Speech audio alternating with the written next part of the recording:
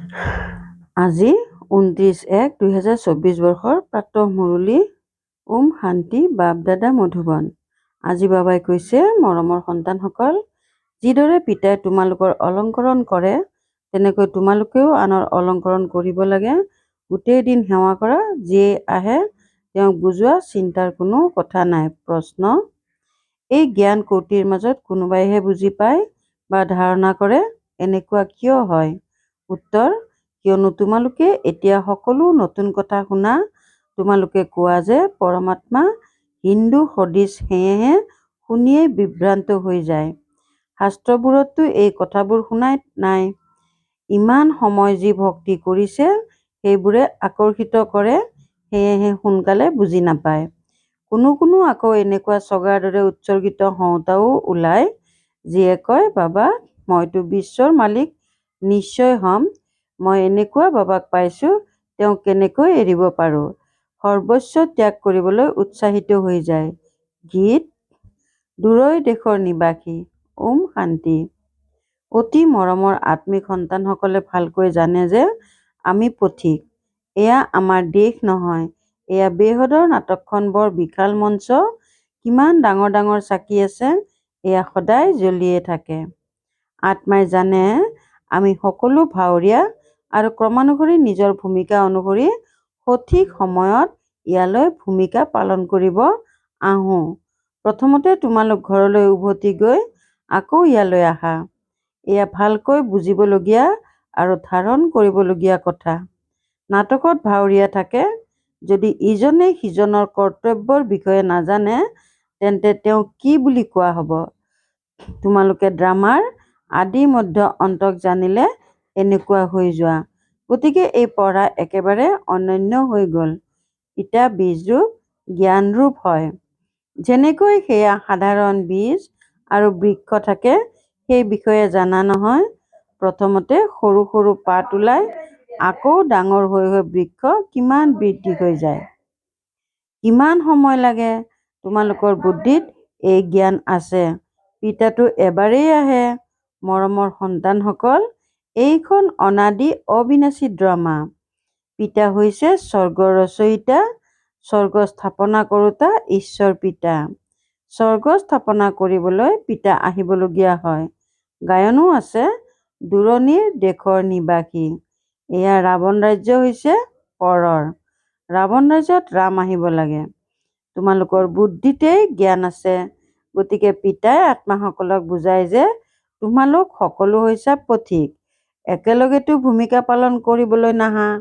তোমালোকে জানা যে সকলোতকৈ প্ৰথমে হৈছে দেৱতাসকল। সেই সময়ত আন কোনো নাছিল। বহুত কম সংখ্যক থাকে, আকৌ বৃদ্ধি হৈ গৈ থাকে। তোমালোক আত্মাসকলে শৰীৰ এৰি তালৈকে যোৱা। এয়া পিতাইহে বুদ্ধি দিছে। তোমালোক আত্মাসকলে এতিয়া জ্ঞান পাইছা। আমি বীজ আৰু বৃক্ষৰ আদি মধ্য অন্তক জানো। বীজ ওপৰত আছে, তলত গোটেই বৃক্ষ ব্যাপ্ত হৈ আছে। এতিয়া বৃক্ষজোপাৰ একেবাৰে জৰাজীৰ্ণ অৱস্থা। তোমালোক সন্তানসকলে এই বৃক্ষজোপাৰ আদি মধ্য অন্তক জানি গৈছা। আগতে ঋষিমুনিসকলক সুধিছিল যে ৰচয়িতা আৰু ৰচনাৰ আদি মধ্য অন্তক জানেনে? তেতিয়া নাজানো বুলি কৈছিল। যদি তেওঁলোকেও নাজানে, তেন্তে পৰম্পৰাগতভাৱে কেনেকৈ চলিব পাৰে? এই সকলোবোৰ কথা ভালকৈ ধাৰণ কৰিব লাগে। পাহৰি যাব নালাগে। পঢ়াটো পঢ়িব লাগে। পঢ়া আৰু যোগবোলৰ দ্বাৰাহে তোমালোকে পদ পোৱা। পবিত্ৰও নিশ্চয় হ'ব লাগে। পিতাৰ বাহিৰে আন কোনেও পবিত্ৰ কৰি তুলিব নোৱাৰে। বিনাশী ধন দান কৰিলে ৰাজকীয় কুলত অথবা ভাল কুলত জন্ম লয়। তোমালোক সন্তানসকল বহুত সমৃদ্ধশালী ঘৰত জন্ম পোৱা। নতুন সৃষ্টিটো বহুত সৰু হয়। সত্য যুগত দেৱতাসকলৰ যেন এখন গাঁওহে হয়। আৰম্ভণিত বোম্বাই, এতিয়াৰ মুম্বাই কিমান সৰু আছিল। এতিয়া চোৱা কিমান বৃদ্ধি হৈ গৈছে। সকলো আত্মাই নিজৰ নিজৰ ভূমিকা পালন কৰে। সকলো পথিক। পিতা এবাৰেই পথিক হয়। হোৱাটো তোমালোকো এবাৰেই পথিক। তোমালোকো এবাৰেই আহা। আকৌ পুনৰ্জন্মলৈ ভূমিকা পালন কৰিয়েই থাকা। এতিয়া তোমালোকে অমৰ লোকলৈ যাবলৈ অমৰ কথা শুনা, যাৰ দ্বাৰা 21 জন্ম উচ্চ পদ পোৱা। 21 প্ৰজন্ম বুলি নকয় নহয়, প্ৰজন্ম অৰ্থাৎ বৃদ্ধ অৱস্থালৈকে। তাৰ পাছত অন্য শৰীৰ আপোনা আপুনি ল'বা। অকাল মৃত্যু নহ'ব, সেইখন হয়েই অমৰলোক। কালৰ নাম নাই, অকস্মাত মৃত্যু নহয়। তোমালোকে এটা শৰীৰ এৰি আন এটা লোৱা, দুখৰ কোনো কথা নাই। সাপৰ জানো দুখ হয়? বেছিহে আনন্দিত হয়। এতিয়া তোমালোকে আত্মাৰ জ্ঞান পোৱা। আত্মাইহে সকলো কৰে, আত্মাতেই বুদ্ধি থাকে।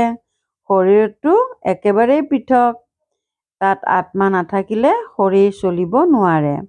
কেনেকৈ শৰীৰ গঠন হয়, আত্মা কেনেকৈ প্ৰৱেশ কৰে, সকলো কথাই বিস্ময়কৰ। পিতাই কয়, মৰমৰ সন্তানসকল, তোমালোকৰ স্বৰ্গ হৈছে আশ্চৰ্যকৰ সৃষ্টি। ৰাৱণ ৰাজ্যত 7টা আশ্চৰ্য দেখুৱায়। ৰাম ৰাজ্যত পিতাৰ এটাই আশ্চৰ্য হ'ল স্বৰ্গ, যি আধা কল্প ধৰি বৰ্তি থাকে। মনুষ্যই দেখাও নাই, তথাপিও সকলোৰে মুখেৰে স্বৰ্গৰ নাম নিশ্চয় উচ্চাৰিত হয়। এতিয়া তোমালোকে বুদ্ধিৰে জানা, কোনোৱে সাক্ষাৎকাৰো কৰিছে। বাবায়ো বিনাশ আৰু নিজৰ ৰাজধানী দেখিলে অৰ্জুনকো সাক্ষাৎকাৰত দেখুৱাইছে। এতিয়া যথাযথ এয়া হৈছে গীতাৰ আখ্যান।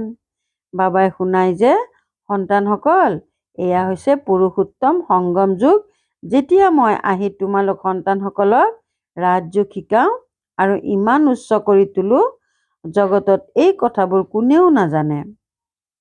তোমালোক বহুত আনন্দত থাকা। ইয়াত মনুষ্যৰ মৃত্যু হ'লে বন্তি জ্বলাই যাতে আত্মাৰ বাবে অন্ধকাৰ নহয়। সত্য যুগত এনেকুৱা কথা নাথাকে। সত্য যুগত সকলো আত্মাৰ জ্যোতি জ্বলি থাকে। প্ৰতিখন ঘৰ আলোকিত হৈ থাকে। ইয়াত আকৌ মনুষ্যই ঘৰে ঘৰে বন্তি জ্বলায়। পিতাই কয়, এই সকলো কথা বুদ্ধিত ভালকৈ ধাৰণ কৰিব লাগে। পিতা আৰু ৰাজধানীক স্মৰণ কৰি থাকা। তোমালোকে জানা, ইমান সময় আমি ৰাজত্ব কৰিলো। যিসকল বহুত সময়ৰ পৰা বিচ্ছেদ হৈ আছে, তেওঁলোকৰ সৈতে পিতাই বাৰ্তালাপ কৰে, পঢ়ায়। সন্তানসকলে জানে, এই সময়ৰ কথাবোৰে উৎসৱ হিচাপে পালন কৰে। শিৱ জয়ন্তী ভাৰততেই উদযাপন কৰে। শিৱ হৈছে উচ্চতকৈ উচ্চ ভগৱান। তেওঁ ভাৰতলৈ কেনেকৈ আহে? তেওঁ নিজেই শুনাইছে যে মই প্ৰকৃতিৰ আধাৰ লৈ আহিবলগীয়া হয়। তেতিয়াহে শুনাওঁ, নহ'লে সন্তানসকলক জ্ঞানেৰে অলংকৃত কেনেকৈ কৰিম? এতিয়া তোমালোকৰ অলংকৰণ হৈ আছে। তোমালোকে আকৌ আনৰ কৰি আছা, মনুষ্যৰ পৰা দেৱতা কৰি তুলিবলৈ। এয়া বহুত সহজ। কিন্তু মনুষ্যৰ বুদ্ধি ইমানেই ভোদা হৈ গৈছে যে একোৱে বুজি নাপায়। সময় লয়, তোমালোকে প্ৰদৰ্শনীত সকলো কথা বুজোৱা। যিসকল আহিল, যেনেকৈ বুজালা, সেয়া সকলো ড্ৰামা। চিন্তাৰ কোনো কাৰণ নাই। সন্তানসকলে কয়, বাবা, বহুত চেষ্টা কৰোঁ, কিন্তু কোটিৰ মাজত কোনোবাহে ওলায়। সেয়াতো হ'বই। তোমালোকে কোৱা পৰমাত্মা হৈছে বিন্দু। শাস্ত্ৰত এনেকুৱা কথা নাই, সেয়েহে বিভ্ৰান্ত হয়। তোমালোকেও প্ৰথমতে মানি লোৱা নাছিলা। কিছুমানৰ বুজিবলৈ 2 বছৰো লাগিল, গুচি যায় আকৌ আহে। ইমান সহজে ভক্তি আঁতৰি নাযায়। ভক্তিয়ে নিজৰ ফালে টানে। এয়াও ড্ৰামাত ভূমিকা আছে। তোমালোক ব্ৰাহ্মণসকলৰ বাহিৰে এয়া আন কোনেও নাজানে। বিৰাট ৰূপৰো অৰ্থ বুজিলা। এয়া হৈছে তোমালোকৰ লুটি-বাগৰ মৰা খেল। তোমালোকে পৰিক্ৰমা লগোৱা। ইয়াক বিশাল নাটক বুলি কোৱা হয়। ইয়াৰো জ্ঞান তোমালোকৰ আছে। সেই কলেজততো কি পঢ়ি থাকে, ইয়াত সেইবোৰ কথা নাই। বিজ্ঞানৰ পৰিসৰ বাঢ়ি গৈ থাকে, তাৰ দ্বাৰা বিনাশ হ'ব। এতিয়া তোমালোকে বুজালেও কোনোবা বিৰলজনকহে পাবা যিয়ে ক'ব, এয়াতো বহুত ভাল কথা। এয়াতো নিতৌ বুজাব লাগে। যিমানেই কাম নাথাকক কিয়, ক'ব মইতো বাবাৰ পৰা উত্তৰাধিকাৰ নিশ্চয় ল'ব লাগিব। এয়াতো প্ৰচুৰ, গণনাতীত উপাৰ্জন। বাবাই কয়, সন্তানসকল, মোৰ বুদ্ধিত গোটেই বৃক্ষৰ জ্ঞান আছে। সেয়া এতিয়া তোমালোকেও বুজি আছা। পিতাই যি বুজায় সেয়া একেবাৰে সঠিক। এটা ছেকেণ্ডো আনটোৰ লগত নিমিলে। কিমান সূক্ষ্ম। তোমালোকে কিমান পৰিক্ৰমা লগালা এই ড্ৰামা উকনি সদৃশ ধীৰে গতিৰে চলি থাকে। এটা চক্ৰ ৫,০০০ বছৰ লাগে, তাতেই গোটেই খেলখন হয়। সেয়াই জানিব লাগে। তাত গাই গৰু সুন্দৰ হ'ব। যেনেকুৱা তোমালোকৰ পথ, তেনেকুৱা আচবাব, তেনেকুৱা ঘৰ। বহুত জাকজমকতা থাকে। আত্মাসকলে আনন্দিত হয়। মই আত্মা তৃপ্তি হ'লো। তৃপ্ত পৰমাত্মা বুলিতো কোৱা নহয়। এনেকৈ ক'ব, তুমি আত্মা তৃপ্ত হলানে? হয় বাবা, তৃপ্ত হ'লো। গতিকে এই সকলোবোৰ খেল চলি আহিছে। পিতাই যি বুজায় এয়াও ড্ৰামাৰ খেল। এতিয়া পিতাই তোমালোকক পুনৰ জীৱিত কৰে। তোমালোকৰ কায়াকল্প বৃক্ষৰ সমান হৈ যায়। নামেই হৈছে অমৰ লোক। আত্মাও অমৰ, কালে খাব নোৱাৰে। বাবাই তোমালোক আত্মাসকলৰ সৈতে কথা পাতে। অকাল আত্মা যি এই আসনত বিৰাজমান, সেই আত্মাৰ সৈতে কথা পাতে। আত্মাই এই কাণৰ দ্বাৰা শুনে। আমাক আত্মাসকলকে পিতাই পঢ়াবলৈ আহিছে। পিতাৰ দৃষ্টি সদায় আত্মাসকলৰ ওপৰত থাকে। তোমালোককো পিতাই বুজাই, সদায় ভাই ভাই দৃষ্টি ৰাখা। ভাইৰ সৈতে মই কথা পাতোঁ, তেতিয়া আসুৰিক দৃষ্টি নাযাব। ইয়াৰ বহুত ভাল অভ্যাস কৰিব লাগে। মই আত্মা, মই ইমান জন্মলৈ ভূমিকা পালন কৰিলোঁ। মই পুণ্য আত্মা আছিলোঁ। ময়েই পবিত্ৰ আত্মা হৈছোঁ। শুনতেই খাট পৰে। যিসকলে আত্মা অন্তিমত আহিব, তেওঁলোকক কি বুলি কোৱা হ'ব? কিছু শতাংশহে সোণৰ হ'ব। যদিও পবিত্ৰ হৈ যায়, কিন্তু শক্তি কম নহ'ব জানো? এটা বা দুটা জন্ম ল'ব, তাৰ পৰা কি লাভ? বাবাই যি মুৰলি শুনায়, সেয়া হৈছে সম্পদ। যেতিয়ালৈকে পিতাই দি থাকিব, তেতিয়ালৈকে তোমালোকে পিতাক স্মৰণ কৰি থকা। স্মৃতিৰ দ্বাৰাই তোমালোক সৰ্বদা স্বাস্থ্যৱান হোৱা। মৌন হৈ বহি থাকিলেও বহুত লাভ হয়, মন মনাভ হ'ব। ইয়াৰ অৰ্থও কোনেও নাজানে। পিতাই সকলো কথাৰ অৰ্থ বুজায়। ইয়াততো সকলো অনৰ্থ। সকলোতকৈ ডাঙৰ অনৰ্থ হৈছে ইজনে সিজনৰ ওপৰত কাম কটাৰী চলোৱা, যাৰ দ্বাৰা আদি মধ্য অন্ত দুখ পায়। সকলোতকৈ চি চি হিংসা এয়াই। সেয়েহে এইখনক নৰক বুলি কোৱা হয়। স্বৰ্গ আৰু নৰকৰো অৰ্থ বুজি নাপায়। সেইখন হ'ল ১ নম্বৰ। নৰক হৈছে অন্তিম। তোমালোকে জানা, আমি এই বিশ্ব নাটকৰ ভাৱৰীয়া। তোমালোকে নাজানো বুলি নোকোৱা। তোমালোকে শ্ৰীমতত কিমান সুন্দৰ চিত্ৰ তৈয়াৰ কৰা, যিবোৰ দেখিলেই মনুষ্য আনন্দিত হৈ যায় আৰু সহজেই বুজি পায়। এই চিত্ৰ তৈয়াৰ কৰাটো ড্ৰামাত নিৰ্ধাৰিত হৈ আছে। অন্তিমত তোমালোক স্মৃতিতেই থাকিবা। সৃষ্টি চক্ৰও বুদ্ধিত আহি যাব। নতুন সৃষ্টি কোনে ৰচে আৰু পুৰণা সৃষ্টি কোনে ৰচে, এই সকলোবোৰ তোমালোকেহে জানা। সতো ৰজো তমোত সকলো আহিবই লাগে। এতিয়া হ'ল কলিযুগ। এয়া কোনেও নাজানে যে পিতা আহি আমাক স্বৰ্গৰ মালিক কৰি তুলিব। এই বিষয়ে কোনেও খেয়ালো নকৰে। তোমালোকৰতো এতিয়া গোটেই সৃষ্টিৰ আদি মধ্য অন্তৰ জ্ঞান আছে। ৰচয়িতা পিতাই এওঁৰ শৰীৰত আহি বুজায় যে মই তোমালোক আত্মাসকলৰ পিতা হওঁ, বেহদৰ শিক্ষক হওঁ। এই সংগম যুগ হৈছে পুৰুষোত্তম যুগ। সত্য যুগ আৰু কলি যুগক পুৰুষোত্তম বুলি কোৱা নহয়। সংগমতেই তোমালোক পুৰুষোত্তম হোৱা। যেতিয়া পিতা আহি ৰাজযোগ শিকায়, দিনে প্ৰতিদিনে তোমালোক সন্তানসকলৰ বুজাবলৈ বহুত সহজ হৈ যাব। বৃক্ষজোপা বৃদ্ধি হৈ গৈ থাকিব। বন্তি শিখাৰ ওচৰলৈ চগা পোকবোৰ উৎসৰ্গিত হ'বলৈ আহে। এনেকুৱা পিতাক কোনে ত্যাগ কৰিব? ক'ব, বাবা বছ, মইতো আপোনাৰ ওচৰতে বহি থাকিম। এয়া সকলো আপোনাৰ। এনেকুৱা উচ্চ পিতাক মইনো এৰিম কিয়? উৎসাহ বহুতৰে আহে। পিতাৰ পৰা বিশ্বৰ বাদশ্বাহী পোৱা যায় যেতিয়া, আমি এৰিনো কিয় যাম? ইয়াততো আমি স্বৰ্গত বহি আছো। ইয়াত কালো আহিব নোৱাৰে। কিন্তু পিতাৰ শ্ৰীমত ল'ব লাগে। পিতাই ক'ব এনেকুৱা কৰিব নালাগে। উৎসাহটো আহিবই, কিন্তু ড্ৰামাত এনেকৈ নাই যে সকলো আহি ইয়াতে বহি যাব। উৎসাহিত হয় কিয়নো এইটো জানে যে এই সকলোবোৰ নাশ হৈ যাব।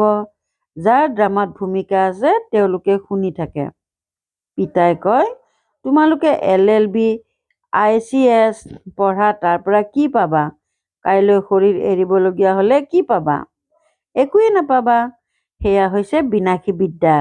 এয়া অবিনাশী বিদ্যা, যি অবিনাশী পিতাই দিয়ে। সময় বহুত কম। তমো প্ৰধানৰ পৰা সতো প্ৰধান এইটো জন্মতেই হ'ব লাগে। সেয়াও স্মৃতিৰ দ্বাৰাই হবা। বাকী সকলো দেহৰ ধৰ্ম ত্যাগ কৰি মামেকম স্মৰণ কৰা। শৰীৰৰ ভৰসা নাই, পঢ়ি থাকোঁতে মৃত্যু হৈ যায়। গতিকে পিতাৰ কাম হৈছে বুজোৱা, সেই পঢ়াত কি উপাৰ্জন আৰু এই পঢ়াত কি উপাৰ্জন হয় সেয়াতো তোমালোকে জানা। শিৱ বাবাৰ ভঁৰাল সদায় ভৰপূৰ। ইমানবোৰ সন্তানৰ প্ৰতিপালন হৈ থাকে, চিন্তাৰ কোনো কথা নাই। ভোকত মৰিব নোৱাৰে। লৌকিক পিতায়ো যদি দেখে যে সন্তানে খাবলৈ পোৱা নাই, তেতিয়া নিজেও নাখায়। সন্তানৰ দুখ পিতাই সহ্য কৰিব নোৱাৰে। প্ৰথমে সন্তান, পাছত পিতা। মাকে সকলোতকৈ শেষত খায়। অৱশিষ্ট যি থাকে তাকে খায়। আমাৰ ভাণ্ডাৰীটো এনেকুৱা। ভাল বাৰু, অতি মৰমৰ কল্পৰ পাছত পুনৰাই মিলিত হোৱা সন্তানসকলৰ প্ৰতি মাতা পিতা বাপ দাদাৰ স্নেহপূৰ্ণ স্মৰণ আৰু সুপ্ৰভাত। আত্মিক পিতা, আত্মিক সন্তানসকলক নমস্কাৰ। ধাৰণাৰ বাবে মুখ্য সাৰ 1 নম্বৰ, ভাই ভাইৰ দৃষ্টি দৃঢ় কৰিব লাগে। মই আত্মা, আত্মা ভাইৰ সৈতে কথা পাতোঁ। এইটো অভ্যাস কৰি আখৰিক দৃষ্টি পৰিৱৰ্তন কৰিব লাগে। 2 নম্বৰ, পিতাই যিহেতু জ্ঞানৰূপী সম্পদ দিয়ে, গতিকে স্মৃতিত থাকি বুদ্ধিৰূপী জুলুঙা সম্পদেৰে ভৰপূৰ কৰিব লাগে। মৌন হৈ বহি অবিনাশী উপাৰ্জন জমা কৰিব লাগে। বৰদান, আত্মিক হাঁহিৰে চেহেৰাৰ প্ৰসন্নতাৰ ৰেঙনি দেখাওঁতা বিশেষ আত্মা হোৱা। আত্মিক হাঁহিৰে চেহেৰাৰ প্ৰসন্নতাৰ ৰেঙনি দেখাওঁতা বিশেষ আত্মা হোৱা। ব্ৰাহ্মণ জীৱনৰ বিশেষত্ব হৈছে প্ৰসন্নতা। প্ৰসন্নতা অৰ্থাৎ আত্মিক হাঁহি। অট্টহাস্য কৰিব নালাগে, মিচিকিয়াব নালাগে। কোনোবাই যদি গালিও দি আছে, তেতিয়াও তোমালোকৰ চেহেৰাত যাতে দুখৰ লহৰ নাহে। সদায় প্ৰসন্ন চিত্ত। এনেকৈ নাভাবিবা যে তেওঁ 1 ঘণ্টা ক'লে, মই মাত্ৰ 1 ছেকেণ্ডহে ক'লোঁ। 1 ছেকেণ্ডৰ বাবেও যদি ক'লা বা ভাবিলা চেহেৰাত অপ্ৰসন্নতা আহিল, তেন্তে অনুত্তীৰ্ণ হৈ যাবা। 1 ঘণ্টা সহ্য কৰিলা, তাৰ পাছত বেলুনৰ পৰা গেছ বাহিৰ হৈ গ'ল। শ্ৰেষ্ঠ জীৱনৰ লক্ষ্য ৰাখোতা বিশেষ আত্মা এনেকুৱা বেলুন নহয়। শ্লোগান, শীতল কায়াধাৰী যোগীয়ে নিজেও শীতল হৈ আনক শীতল দৃষ্টিৰে ভৰপূৰ কৰে। শীতল কায়াধাৰী যোগীয়ে নিজেও শীতল হৈ আনক শীতল দৃষ্টিৰে ভৰপূৰ কৰে। ওম শান্তি। অব্যক্ত চাইলেন্সৰ দ্বাৰা ডবল লাইট ফৰিষ্টা স্থিতিৰ অনুভৱ কৰা। বৈজ্ঞানিকসকলে যেনেকৈ মৰুভূমিতো শস্য উৎপাদন কৰি দিয়ে, তেনেকৈ তোমালোকে শান্তিৰ দ্বাৰা ধৰণী পৰিৱৰ্তন কৰা। ইয়াৰ বাবে শুভ ভাৱনা সম্পন্ন হোৱা। পিতা ব্ৰহ্মাক অনুসৰণ কৰা। শান্তিৰ শক্তিৰে যিকোনো আত্মাৰ বৃত্তি দৃষ্টিক পৰিৱৰ্তন কৰি দিয়া। যেনেকৈ ক্ৰোধ অজ্ঞানীৰ শক্তি, তেনেকৈ জ্ঞানৰ শক্তি হৈছে শান্তি। সহন শক্তি। এতিয়া এই গুণবোৰ নিজৰ সংস্কাৰ কৰি তোলা, তেতিয়াই সহজে ডবল লাইট ফৰিষ্টা হৈ যাবা। ওম শান্তি।